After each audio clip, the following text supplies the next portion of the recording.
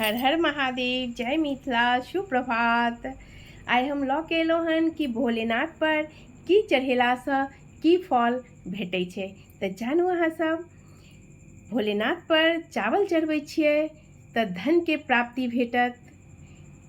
काला तिल चढ़बै छियै तऽ विजय आ पितर प्रसन्न रहै छथिन। गहूँम चढ़बै छियै तऽ संतानक सुख भेटत। शहद चढ़बै छियै तऽ आकर्षक सौंदर्य बढ़त।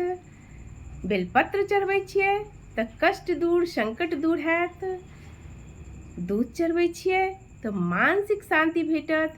दही चढ़बै छियै तऽ हर्ष, प्रसन्न रहबै। गायके घी चढ़बै छियै तऽ बल आ तेज बढ़त। आंवला चढ़बै छियै तऽ धन आ दीर्घायु हेबै। इलायची चढ़बै छियै तऽ दरिद्रता दूर होइ छै इलायची चढ़ेलासँ भोलेनाथ पर।